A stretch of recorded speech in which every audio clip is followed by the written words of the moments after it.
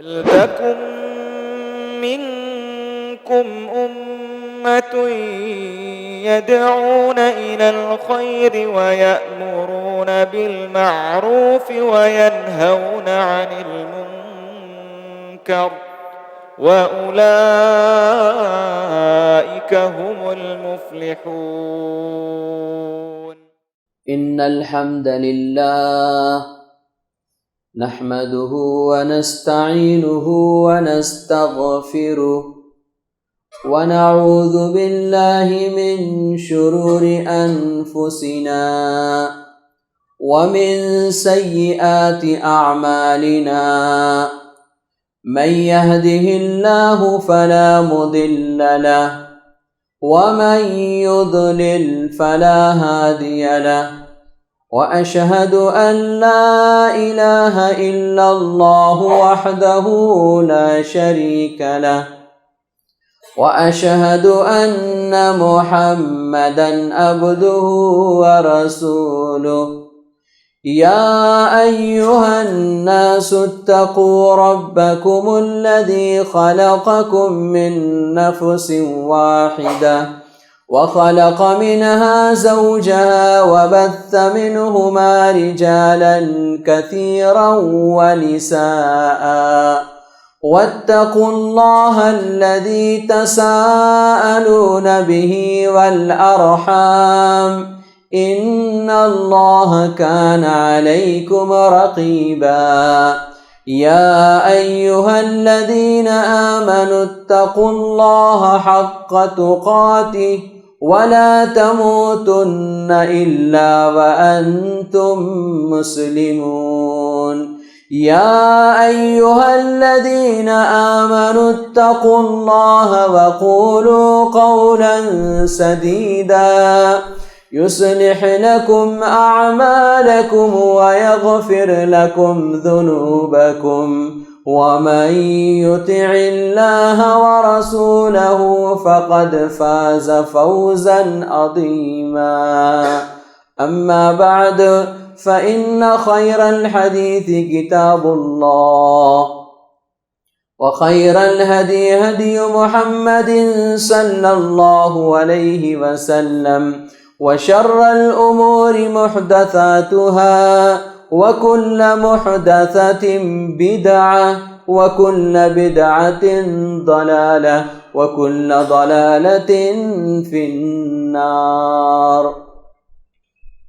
أعوذ بالله من الشيطان الرجيم. بسم الله الرحمن الرحيم. ومن ورائهم برزخ إلى يوم يبعثون. رب اشرح لي صدري ويسر لي أمري واحلل عقدة من لساني يفقهوا قولي رب زدني علما. محترم حاضرین جمعہ، پردہ نشین ماؤں اور بہنوں، خطبہ مسنونہ کے بعد قرآن مجید کی ایک آیت کریمہ میں نے آپ کے سامنے تلاوت کی ہے، اور آج مجھے آپ کے سامنے اسی آیت کی روشنی میں گفتگو کرنی ہے۔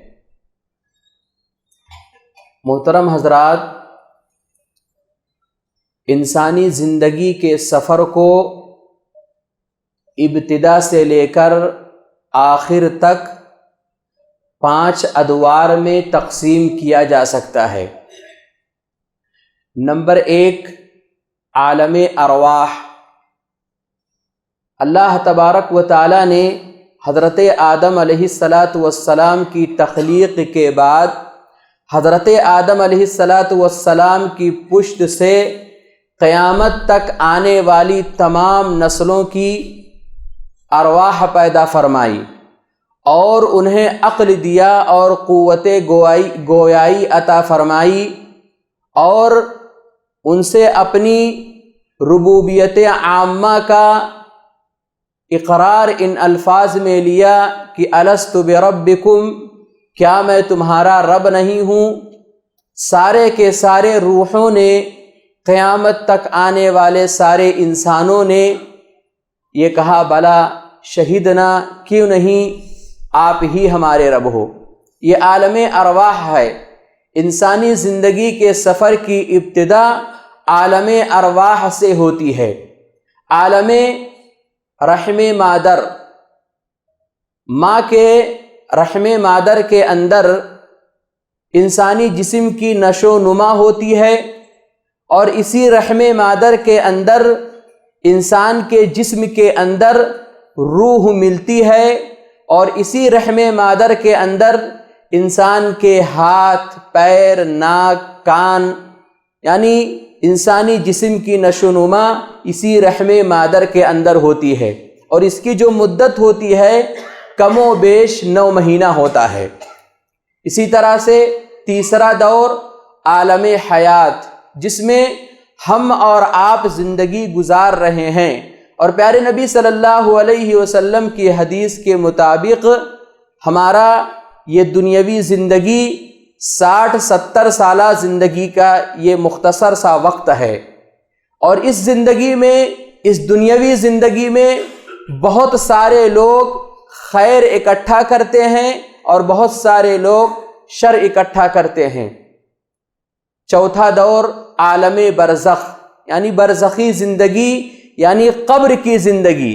یہ قبر کی زندگی دنیاوی زندگی کے مقابلے میں کافی طویل ترین زندگی ہے، اور یہ زندگی کب ختم ہوگی کسی کو کچھ پتہ نہیں ہے۔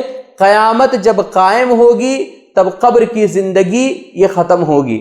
اسی طرح سے پانچواں دور، جس کو ہم عالم آخرت کہتے ہیں، اخروی زندگی، یہ زندگی قیامت کے قائم ہونے کے بعد قائم ہوگی، اور جو آدمی نیک اعمال کر کے اس دنیا سے گیا ہوگا اس کے لیے ہمیشہ ہمیش کی جنت ہوگی، اور جو برا اعمال کر کے گیا ہوگا اس کے لیے ہمیشہ ہمیش کی جہنم ہوگی۔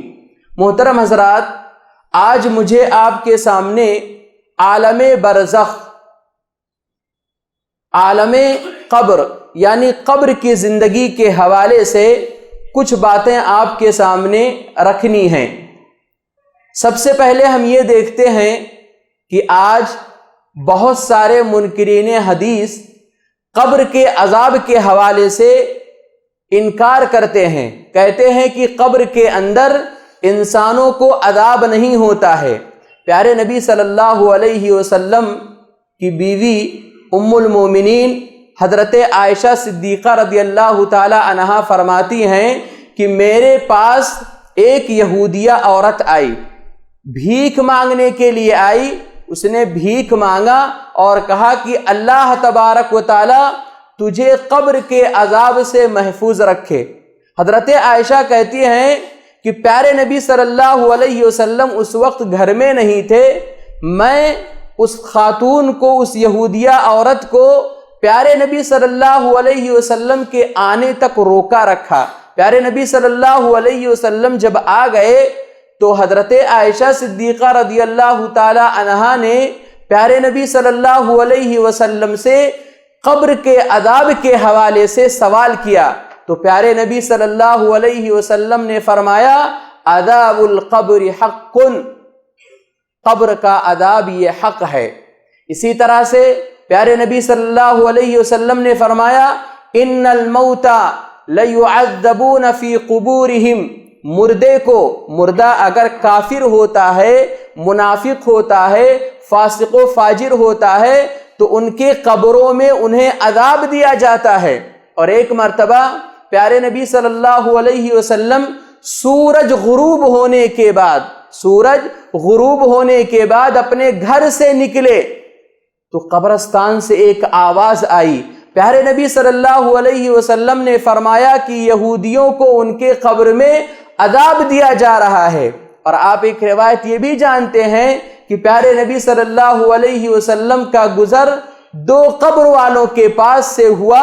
پیارے نبی صلی اللہ علیہ وسلم نے فرمایا کہ ان دونوں قبروں میں عذاب ہو رہا ہے، اور فرمایا کہ کوئی بہت بڑا گناہ یہ کر کے نہیں آئے ہیں۔ اس کا مطلب کیا ہے؟ اس کا مطلب یہ ہے کہ اگر وہ بچنا چاہتے اس گناہ سے آسانی کے ساتھ بچ سکتے تھے۔ پیارے نبی صلی اللہ علیہ وسلم نے فرمایا اس میں سے ایک آدمی ایسا ہے جو اپنے پیشاب کے چھینٹوں سے بچتا نہیں تھا، اس لیے اس کے قبر میں عذاب ہو رہا ہے، اور دوسرا آدمی ایسا ہے جو چغل خوری کیا کرتا تھا، ادھر کی بات ادھر کیا کرتا تھا، ادھر کی بات ادھر کیا کرتا تھا، نفرت بھڑکانے کے لیے، لڑائی جھگڑا بھڑکانے کے لیے چغل خوری کیا کرتا تھا۔ تو دیکھو اس حدیث کے اندر بھی پتہ یہ چلتا ہے کہ یہ قبر کا عذاب یہ برحق ہے۔ قبر کے اندر کافر کو، منافق کو، مرتد کو اور کبیرہ گناہ میں ملوث ہونے والے مسلمانوں کو قبر کے اندر عذاب ہوتا ہے۔ محترم حضرات، قبر کے حوالے سے ہم اور آپ اپنے ذہن میں یہ بات رکھیں کہ قبر تاریکی کا ایک گڑھا ہے، تاریکی کا ایک گھر ہے۔ قبر کے اندر نہ تو سورج کی کرنیں ہوگی، قبر کے اندر نہ تو چاند کی چاندنی ہوگی، قبر کے اندر نہ ہی ستاروں کی جگمگاہٹ ہوگی، قبر کے اندر صرف اور صرف سیاہی ہی سیاہی ہوگی، تاریکی ہی تاریکی ہوگی۔ پیارے نبی صلی اللہ علیہ وسلم نے فرمایا کہ بلا شبہ یہ قبریں وہاں پر رہنے والوں پر اندھیرے سے بھری پڑی ہیں۔ قبر یہ ایک ویرانی کا گڑھا ہے، ویرانی کا گھر ہے۔ اس قبر کے اندر سناٹا ہی سناٹا ہوگا، کوئی غمخوار نہیں ہوگا، کوئی غم گسار نہیں ہوگا، نہ بیوی بچوں کا ساتھ ہوگا اور نہ ہی ماں باپ کی محبت ہوگی، ہر طرف سناٹا ہی سناٹا ہوگا، وحشت ناک تنہائی ہوگی۔ محترم حضرات، قبر یہ کیڑے مکوڑوں کا گھر ہے، موذی کیڑے مکوڑوں کا گھر ہے۔ اس قبر کے اندر ہم سب جانتے ہیں کہ قبر کے اندر مٹی کا گھر ہوتا ہے، مٹی کا بچھونا ہوتا ہے، اس کی جو دیوال ہوتی ہیں، اس کی جو چھتیں ہوتی ہیں، سب مٹی کا ہی ہوتا ہے۔ اور اس قبر کے اندر کیڑے مکوڑے ہوں گے، اژدہے ہوں گے، سانپ ہوں گے، بچھو ہوں گے، جو کافر کو، منافق کو، مرتد کو ڈسیں گے۔ محترم حضرات، پیارے نبی صلی اللہ علیہ وسلم اسی لیے اس پرخطر گڑھے پر بیٹھ کر کے رویا کرتے تھے۔ ایک مرتبہ بقیع قبرستان میں پیارے نبی صلی اللہ علیہ وسلم تشریف لے کر کے گئے تو قبر کے اندر جو کھدائی تھی، اس کھدائی کا کام ابھی بھی باقی تھا، قبر کا پورا کام تیار نہیں ہوا تھا۔ پیارے نبی صلی اللہ علیہ وسلم قبر کے ایک سرہانے پر بیٹھ کر کے پیارے نبی صلی اللہ علیہ وسلم کے ہاتھ میں ایک چھڑی تھی، ایک لکڑی تھی، اس سے وہ کرید رہے تھے، اور پیارے نبی صلی اللہ علیہ وسلم غور و فکر میں منہمک تھے۔ حضرات صحابہ کرام رضوان اللہ علیہم اجمعین کہتے ہیں کہ پیارے نبی صلی اللہ علیہ وسلم ایسا لگ رہا تھا کہ کچھ سوچ رہے ہیں اور بڑے ہی زیادہ غور و فکر کر رہے ہیں، اور اسی غور و فکر میں پیارے نبی صلی اللہ علیہ وسلم رونے لگے، اور اس قدر رونے لگے کہ آپ صلی اللہ علیہ وسلم جہاں پر بیٹھے ہوئے تھے، آپ کے آنسوؤں سے اس جگہ کی زمین بھیگ گئی، تر ہو گئی۔ پیارے نبی صلی اللہ علیہ وسلم نے حضرات صحابہ کرام سے کہا، یا اخوانی لمثل هذا فاعدوا، اے میرے بھائی اس جیسی جگہ کے لیے تیاری کر لو، اس جیسی جگہ کے لیے تیاری کر لو، قبر کے لیے تیاری کر لو۔ اور آپ جانتے ہیں حضرت عثمان غنی رضی اللہ تعالیٰ عنہ کے آزاد کردہ غلام حضرت ہانی فرماتے ہیں کہ حضرت عثمان غنی رضی اللہ تعالیٰ عنہ جب کسی قبر پر کھڑے ہوتے تھے یا کسی قبر کا ذکر ہوتا تھا تو اس قدر روتے تھے، اس قدر روتے تھے کہ آپ کے آنسوؤں سے آپ کے داڑھی کے بال تر ہو جاتے تھے، بھیگ جاتے تھے۔ کہا گیا کہ آپ کے سامنے جنت کا ذکر ہوتا ہے، جہنم کا ذکر ہوتا ہے، اور آپ اتنا زیادہ نہیں روتے ہیں جتنا کہ آپ قبر پر کھڑے ہو کر کے روتے ہیں یا جب قبر کا ذکر ہوتا ہے تب روتے ہیں؟ انہوں نے کہا میں اس لیے روتا ہوں کہ پیارے نبی صلی اللہ علیہ وسلم نے فرمایا کہ قبر آخرت کی منزلوں میں سے پہلی منزل ہے، قبر آخرت کی پہلی منزلوں میں سے پہلی منزل ہے۔ جو شخص اس منزل میں کامیاب ہو گیا آگے کے مراحل اس کے لیے آسان ہوں گے۔ کیا مطلب ہے؟ مطلب یہ ہے کہ قبر کے سوال و جواب میں جو آدمی کامیاب ہو گیا حساب میں کامیاب ہوگا، کتاب میں کامیاب ہوگا، حشر و نشر میں کامیاب ہوگا، اور پلسرات کا جو سفر کا راستہ ہے اس میں کامیاب ہوگا۔ حضرت عثمان غنی رضی اللہ تعالیٰ عنہ کہتے ہیں کہ پیارے نبی صلی اللہ علیہ وسلم نے آگے فرمایا جو شخص قبر کے اس منزل میں جو شخص ناکام ہو گیا، سوال و جواب میں ناکام ہو گیا، اس کا معاملہ یہ ہوگا کہ آگے کے اس کے جو مراحل ہیں بڑے ہی کٹھن ہونے والے ہیں۔ کیا ہوگا؟ حساب و کتاب میں ناکام ہوگا، حشر و نشر میں ناکام ہوگا، پلسرات کا جو راستہ ہے اس راستے پر اس کے لیے آسانی نہیں ہوگی۔ اور کہتے ہیں کہ قبر پر میں جب کھڑے ہو کر کے میں کنٹرول سے باہر ہو جاتا ہوں، اتنا زیادہ رونے لگتا ہوں، اس لیے اتنا زیادہ رونے لگتا ہوں کہ پیارے نبی صلی اللہ علیہ وسلم نے فرمایا کہ میں نے قبر سے زیادہ وحشت، قبر سے زیادہ گھبراہٹ والی جگہ کوئی اور جگہ نہیں دیکھی ہے۔ اسی لیے پیارے نبی صلی اللہ علیہ وسلم قبر کے گڑھے پر بیٹھ کر کے رویا کرتے تھے۔ اور محترم حضرات، حضرات صحابہ کرام رضوان اللہ علیہم اجمعین کے سامنے پیارے نبی صلی اللہ علیہ وسلم نے خطبہ ارشاد فرمایا، خطبے میں قبر کے عذاب کا نقشہ کھینچا۔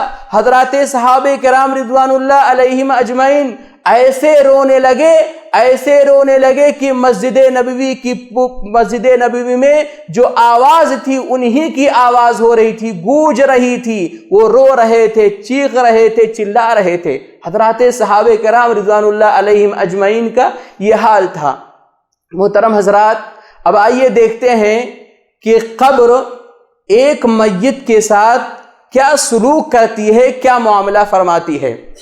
تو دیکھو، قبر ہر ایک میت کو ایک مرتبہ ضرور دبوچتی ہے، ہر ایک میت کو، ہر ایک مرنے والے کو ایک مرتبہ ضرور دبوچتی ہے، چاہے وہ آدمی نیک ہو یا صالح ہو۔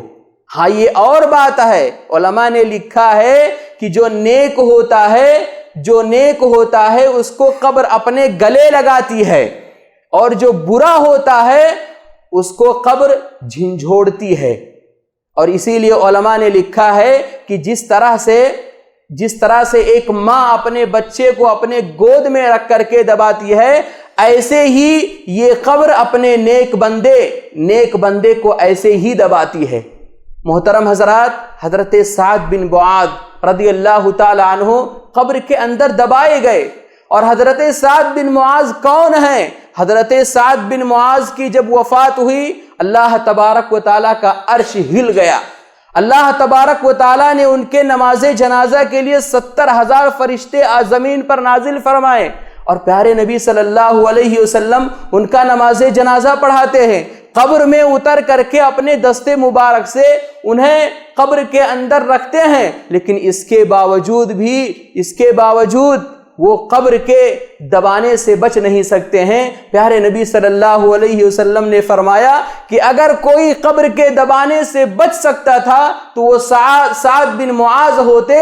لہذا اس دنیا کے اندر جتنے بھی انسان آئے ہیں، جب بھی وہ مر کر کے قبر کے اندر جائیں گے، قبر انہیں ضرور دبائے گی۔ حضرت سعد بن معاذ رضی اللہ تعالیٰ عنہ کو قبر دبا رہی تھی۔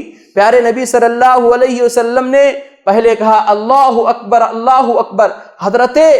حضرات صحابہ کرام رضوان اللہ علیہم اجمعین بھی پیچھے پیچھے کہنے لگے اللہ اکبر، اللہ اکبر۔ پھر کچھ دیر کے بعد پیارے نبی صلی اللہ علیہ وسلم سبحان اللہ، سبحان اللہ کہنے لگے۔ حضرات صحابہ کرام رضوان اللہ علیہم اجمعین بھی یہ بات کہنے لگے، سبحان اللہ، سبحان اللہ۔ بعد میں حضرات صحابہ کرام نے پوچھا، اللہ کے نبی صلی اللہ علیہ وسلم، آج جب دفن کر دیا گیا میت کو تو آپ خلاف معمول آپ اللہ اکبر کہتے رہے، سبحان اللہ کہتے رہے۔ پیارے نبی صلی اللہ علیہ وسلم نے فرمایا کہ حضرت سعد بن معاذ کو قبر نے دبایا تھا، میں نے اللہ تبارک و تعالیٰ سے دعا کی، اللہ تبارک و تعالیٰ نے ان کے قبر کو فراخ کر دی، ان کے قبر کو کشادہ کر دیا۔ محترم حضرات، ایک آدمی جب اس دنیا سے چلا جاتا ہے، اگر وہ نیک ہوتا ہے اور جب اسے قبرستان کی طرف لے جایا جاتا ہے تو وہ کہتا ہے قدمونی قدمونی قدمونی، مجھے جلدی لے چلو، مجھے جلدی لے چلو۔ پیارے نبی صلی اللہ علیہ وسلم فرماتے ہیں کہ اگر مردے کی اس آواز کو اگر انسان سن لے تو وہ بے ہوش ہو جائیں گے، وہ بے ہوش ہو جائیں گے۔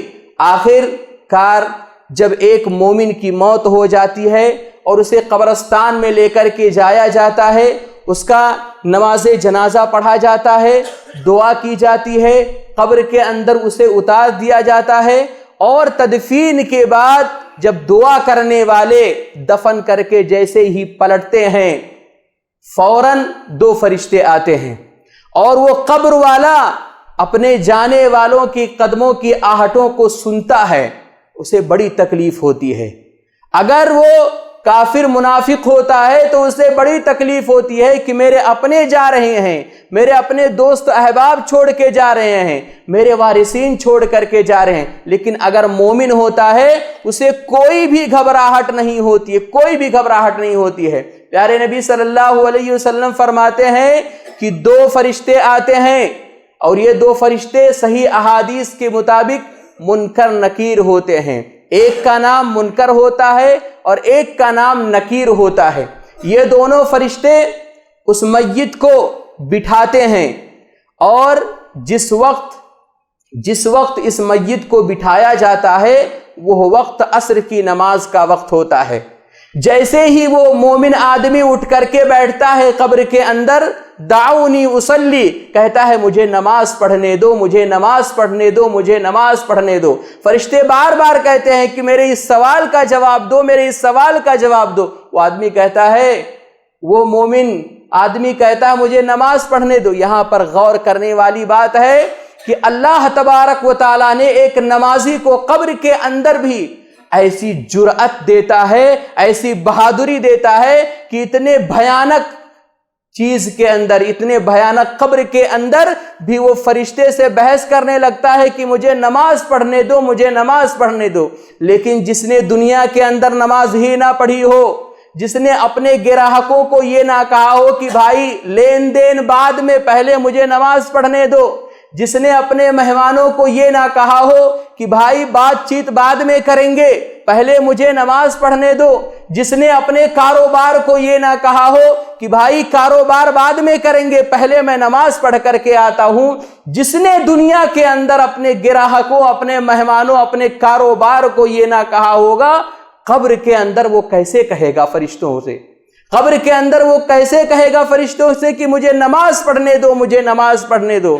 اس بندے کو جب یقین ہو جائے گا، یہ اندازہ ہوگا کہ ارے یہ تو دنیا کی زندگی نہیں ہے، یہ تو برزخی زندگی ہے، یہاں نماز پڑھنا نہیں ہے، فوراً فرشتے اس سے سوال پوچھیں گے۔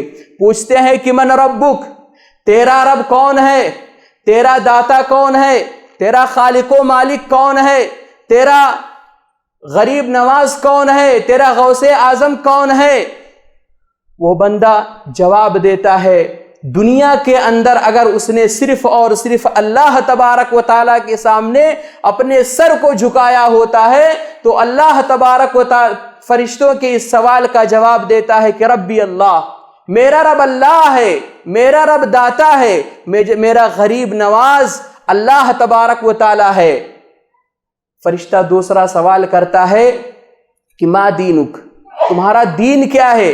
جس نے اس دنیا کے اندر سارے ادیان کو ٹھکرا کر کے دین اسلام کی ایک ایک تعلیمات پر عمل پیرا ہو کر کے اس دنیا سے گیا ہوگا، وہ کہے گا دینی الاسلام، دینی الاسلام، میرا دین اسلام ہے۔ پھر فرشتہ تیسرا سوال کرے گا کہ وہ شخص جو تم لوگوں کے درمیان بھیجا گیا تھا، وہ کون تھے؟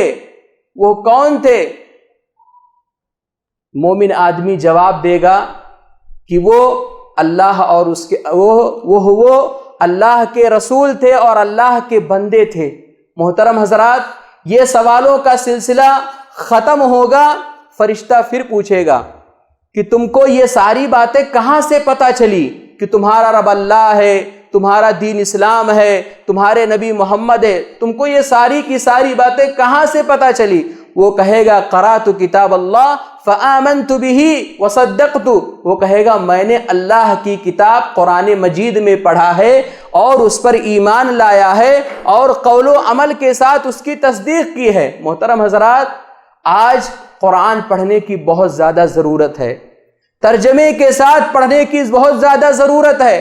آپ غور کریں کہ قبر کے اندر جب فرشتہ کہتا ہے کہ تم کو کیسے پتا چلا کہ تمہارا رب اللہ ہے، تمہارا دین اسلام ہے، تمہارا نبی محمد ہے، وہ آدمی، وہ مومن آدمی کہتا ہے کہ میں نے قرآن مجید سے پڑھا ہے۔ محترم حضرات، یہ کہنے کے بعد اب میت کے اوپر انعاموں کی بارش ہوتی ہے، بشارتوں کی بارش ہوتی ہے۔ آسمان سے ایک منادی کی آواز آتی ہے کہ میرے بندے نے سچ کہا ہے، اس کے لیے اس کے نیچے جنت کا بستر بچھا دو، اس کے لیے اور اس کو جنت کا لباس پہنا دو، اور اس کے لیے جنت کی طرف ایک دروازہ کھول دو جہاں سے اس کے لیے ٹھنڈی ٹھنڈی ہوائیں اور خوشبودار ہوائیں آئیں۔ سوال و جواب میں کامیاب ہونے کے بعد مومن آدمی کے قبر کو تا حد نگاہ کشادہ کر دیا جاتا ہے۔ ایک حدیث کے اندر آتا ہے کہ 70 ہاتھ لمبائی میں اور 70 ہاتھ چوڑائی میں اس کے قبر کو کشادہ کر دیا جاتا ہے۔ محترم حضرات، سوال و جواب میں کامیاب ہونے کے بعد قبر والے کے پاس ایک خوبصورت آدمی، ایک خوبصورت شکل والا انسان جو نہایت ہی خوبصورت کپڑا پہنے ہوئے، بہترین خوشبو لگائے ہوئے قبر والے کے پاس آتا ہے اور آ کر کے کہتا ہے کہ تجھے آرام و سکون کی راحت ہو، تجھے آرام و سکون کی راحت ہو، آج یہ وہ دن ہے جس دن کا تجھ سے وعدہ کیا گیا تھا، اور اس کو کہتا ہے کہ یہ تیرے لیے بڑی ہی اچھی بات ہے۔ وہ مومن آدمی اس کو کہتا ہے کہ بھائی تم کون ہو، تمہارا چہرہ کتنا خوبصورت ہے اور تم کہاں سے آئے ہو؟ وہ کہتا ہے کہ میں تیرا نیک عمل ہوں۔ سوال و جواب میں کامیاب ہونے کے بعد ایک مومن آدمی جب اپنے انجام کو دیکھے گا تو اس قدر خوش ہوتا ہے کہ قیامت قائم کرنے کی دعا کرنے لگتا ہے، کہتا ہے کہ پروردگارہ جلدی قیامت قائم کر دے تاکہ مجھے تو جو ٹھکانہ دکھایا ہے اس ٹھکانے کے طرف میں پہنچ جاؤں۔ سوال و جواب میں کامیاب ہونے کے بعد ایک مومن بندہ اپنے نیک انجام میں اس قدر خوش ہوتا ہے اور دیکھتا ہے، وہ کہتا ہے، آرزو کرنے لگتا ہے کہ میں اپنے گھر والوں سے جا کر کے مل لوں، انہیں بتا دوں کہ میں کامیاب ہو گیا ہوں، لیکن اسے اجازت نہیں دی جاتی ہے۔ سوال و جواب میں کامیاب ہونے کے بعد ایک مومن بندے کو جنت اور جنت کی نعمتیں قبر کے اندر سے ہی ایک سوراخ کر کے اسے دکھایا جاتا ہے اور کہا جاتا ہے کہ یہ تمہارا ٹھکانہ ہے۔ سوال و جواب میں کامیاب ہونے کے بعد قبر والے کو جہنم دکھایا جاتا ہے اور اسے بچنے کی اسے بشارت دی جاتی ہے۔ سوال و جواب میں کامیاب ہونے کے بعد قبر والے کو جنت کے اندر اس کا گھر دکھایا جاتا ہے اور کہا جاتا ہے کہ دیکھ یہ تیرا گھر ہے، اللہ تبارک و تعالیٰ نے تجھے یہ عطا کیا ہے۔ سوال و جواب میں کامیاب ہونے کے بعد جہنم کے اندر ایک مومن آدمی کو جہنم کے اندر اس کا گھر دکھایا جاتا ہے اور کہا جاتا ہے کہ دیکھ اللہ تبارک و تعالیٰ نے تجھے اس گھر سے بچا لیا۔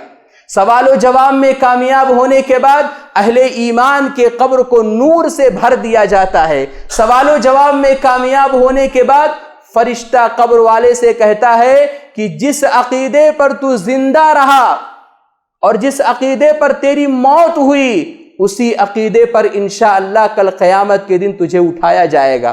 کیا مطلب ہے اس کا؟ یعنی جو مسلمان، جو مومن تو عقیدے توحید پر اس دنیا کے اندر ساری زندگی گزاری، اسی پر اس کا موت ہوا، کل قیامت کے دن حشر کے میدان میں اسے پھر عقیدہ توحید پر اٹھایا جائے گا۔ یہ ساری بشارتیں سنانے کے بعد، یہ ساری نعمتیں مومن کو دکھانے کے بعد، اہل ایمان کو، مومن کو آرام و سکون کی نیند سلا دیا جاتا ہے اور اسے کہا جاتا ہے کہ نم سو جا، نم سو جا، اس دلہن کی طرح سو جا کہ تجھے تیرے زندگی کے اندر تیرا شوہر ہی صرف اٹھائے گا۔ اس کا مطلب یہ ہے کہ وہ آدمی، وہ مومن آدمی سوتا رہے گا یہاں تک کہ اللہ تبارک و تعالیٰ کل قیامت کے دن حشر کے میدان میں اس بندے کو اٹھائے گا۔ محترم حضرات، یہ قبر کی نعمتیں اور اس کی بشارتیں ہیں۔ اس قبر کی نعمت کے لیے، اس قبر کی بشارت کے لیے ہم نے اور آپ نے کیا کیا ہے؟ ہم نے اور آپ نے کیا کیا ہے؟ کیا ہم نے اپنا عقیدہ صحیح کیا؟ کیا ہم نے اعمال صالحہ کرنے کا انجام دیا؟ کیا ہم نے نیک اعمال کیے؟ محترم بھائیوں، اگر کیے ہیں بڑی اچھی بات ہے۔ قبر کے اندر بشارتیں اور نعمتیں آپ کا انتظار کر رہی ہیں۔ اب آئیے دیکھتے ہیں کہ ایک کافر کی جب موت ہوتی ہے تو پہلی رات قبر کے اندر اس کی کیسے گزرتی ہے۔ آپ جانتے ہیں کہ کافر کی موت ہوتی ہے، گنہگار کی موت ہوتی ہے، خطا کار کی موت ہوتی ہے، اور جب اس کو قبر کی طرف، قبرستان کی طرف لے جایا جاتا ہے، وہ کہتا ہے ہائے ہلاکت، تم لوگ مجھے کہاں لے جا رہے ہو؟ تم لوگ مجھے کہاں لے جا رہے ہو؟ پیارے نبی صلی اللہ علیہ وسلم نے فرمایا کہ اگر انسان مردے کی بات، میت کے اس بات کو سن لے تو انسان بے ہوش ہو جائے گا۔ آخر کار کافر انسان کو، منافق انسان کو، مرتد انسان کو، کبیرہ گناہ میں ملوث ہونے والے مسلمان کو جب قبر کے اندر رکھ دیا جاتا ہے تو جیسے ہی اس کے رشتہ دار وہاں سے واپس پلٹتے ہیں، وہ ان کے قدموں کی آہٹ کو سنتا ہے۔ کیا ہوا؟ اس کے اپنے چھوڑ کے جا رہے ہیں، اس کے اپنے دوست و احباب چھوڑ کے جا رہے ہیں۔ اسے بڑا ہی تکلیف ہوتا ہے اور بڑا ہی ندامت اور مایوسی کا وہ شکار ہوتا ہے۔ پیارے نبی صلی اللہ علیہ وسلم فرماتے ہیں کہ دو فرشتے آتے ہیں، کافر کی قبر کے اندر دو فرشتے آتے ہیں، اور یہ دونوں فرشتے کون ہوتے ہیں؟ منکر نکیر ہوتے ہیں۔ یہ کیسے ہوتے ہیں؟ احادیث کے اندر آتا ہے کہ یہ سیاہ رنگ کے ہوتے ہیں، ان کی آنکھیں بڑے بڑے تانبے کے دیگچے کی طرح ہوتے ہیں، بڑی بڑی آنکھیں ہوتی ہیں، دانت گائے کے سینگ کی طرح ہوتے ہیں، اور ان کی جو آواز ہوتی ہے بجلی کی طرح گرجدار ہوتی ہے۔ وہ آ کر کے پہنچتے ہیں، اس کو جگاتے ہیں۔ جیسے ہی وہ کافر اٹھتا ہے، گھبرا جاتا ہے کہ یہ میں کہاں آ گیا ہوں۔ اسے سوال کرتے ہیں، پوچھتے ہیں کہ تیرا رب کون ہے؟ وہ کہتا ہے ہا لا ادری، میں نہیں جانتا۔ اس سے پوچھتے ہیں کہ تیرا دین کیا ہے؟ وہ کہتا ہے ہا لا ادری، میں نہیں جانتا۔ اس سے پوچھتے ہیں کہ تیرے نبی کون ہے؟ وہ کہتا ہے ہا لا ادری، میں نہیں جانتا۔ اس کے بعد آسمان سے آواز آتی ہے۔ اب یہاں سے اس کافر کے لیے عذاب کا سلسلہ شروع ہو جاتا ہے۔ آسمان سے آواز آتی ہے کہ اس نے جھوٹ کہا ہے، اس کے لیے آگ کا بستر بچھا دو، اسے آگ کا لباس پہنا دو، اس کے لیے جہنم کی طرف ایک دروازہ کھول دو جہاں سے زہریلی اور بدبودار ہوائیں اور گرمدار ہوائیں اس کے پاس آتی رہیں۔ سوال و جواب میں ناکام ہونے کے بعد کافر انسان کی قبر کو تنگ کر دیا جاتا ہے، اور ایسے تنگ کر دیا جاتا ہے کہ اس کی ایک طرف کی پسلیاں دوسری طرف کی پسلیوں میں پیوست ہو جاتی ہیں، دھس جاتی ہیں، اور یہ سلسلہ ہمیشہ چلتا رہے گا۔ سوال و جواب میں ناکام ہونے کے بعد اس کے پاس ایک بدصورت انسان آتا ہے، بدصورت شکل کا، غلیظ کپڑے والا، نہایت ہی بدبودار والا شخص آتا ہے اور کہتا ہے کہ تجھے رسوا کن عذاب اور ہمیشہ رہنے والی عذاب کی بشارت ہو۔ وہ کہتا ہے کہ تو کون ہے؟ تیرا چہرہ بڑا ہی بھدا ہے، تو میرے لیے برائی لے کر کے آیا ہے، وہ کہتا ہے کہ میں تیرے گندے اعمال ہوں، میں تیرے گندے اعمال ہوں، تیرے برے اعمال ہوں۔ دنیا کے اندر اللہ تبارک و تعالیٰ کی اطاعت پر تو ٹال مٹول کیا کرتا تھا، آج نماز پڑھوں گا، اگلے ہفتے سے نماز پڑھوں گا، 2 ہفتے کے بعد نماز پڑھوں گا، یہ پریشانی ہے، وہ پریشانی ہے۔ دنیا کے اندر تو اللہ تبارک و تعالیٰ کی اطاعت پر ٹال مٹول کرتا تھا، ہر وقت اللہ تبارک و تعالیٰ کی نافرمانی کے لیے تیار رہتا تھا۔ میں تیرا وہی عمل ہوں، میں تیرے وہی گندا عمل ہوں۔ وہ کہے گا کہ پروردگارا قیامت قائم نہ کرنا۔ سوال و جواب میں ناکام ہونے کے بعد ایک کافر آدمی اللہ تبارک و تعالیٰ سے قبر کے اندر دعا کرنے لگتا ہے کہ پروردگارا قیامت قائم نہ کرنا، کیونکہ اس کو اس کا ٹھکانہ بتا دیا جاتا ہے کہ قبر کے اندر جو عذاب ہے اس سے کہیں زیادہ شدت اور کہیں زیادہ سخت آخرت کے اندر ہونے والی ہے۔ سوال و جواب میں ناکام ہونے کے بعد اس کے پاس، قبر والے کے پاس، ایک اندھا اور بہرا فرشتہ مسلط کر دیا جاتا ہے، اور اس فرشتے کے ہاتھ میں لوہے کا گرز ہوتا ہے، لوہے کا گرز ہوتا ہے۔ اگر اس گرز کو پہاڑ کے اوپر مار دیا جائے وہ ریزہ ریزہ ہو جاتا ہے۔ فرشتہ اس گرز سے اس کافر انسان پر مارے گا اور پھر وہ ریزہ ریزہ ہو جائے گا۔ اللہ تبارک و تعالیٰ اس کافر انسان کو اس کے اصلی حالت میں لوٹا دے گا، یعنی اس کا جسم صحیح سالم ہو جائے گا۔ فرشتہ پھر مارے گا اور وہ نہایت ہی زور سے چیخنے لگے گا، چلانے لگے گا۔ انسان اور جنات کے علاوہ دنیا کے اندر جتنی جاندار مخلوق ہوتی ہیں سب کے سب سنتے ہیں۔ اللہ تبارک و تعالیٰ کا کتنا بڑا فضل و کرم ہے کہ اللہ تبارک و تعالیٰ نے قبر کی عذاب کو ہم انسانوں کو نہیں سنایا، ورنہ قبر کی عذاب اگر ہم سنتے تو یہ دنیا ہمارے لیے فیکی پڑ جاتی، ہم اپنے بیوی بچوں کے پاس جانے سے پرہیز کرتے، یہ دنیا کسی کام کی نہیں ہوتی۔ اللہ تبارک و تعالیٰ کا کتنا بڑا فضل و کرم ہے۔ سوال و جواب میں ناکام ہونے کے بعد قبر والے پر، کافر انسان پر ایسے اژدہے مسلط کر دیے جائیں گے جس کے 99 سر ہوں گے، 99 اژدہے مسلط کر دیے جائیں گے، اور ہر اژدہے کے 70 منہ ہوں گے، اور ہر منہ کے اوپر 7 سر ہوں گے۔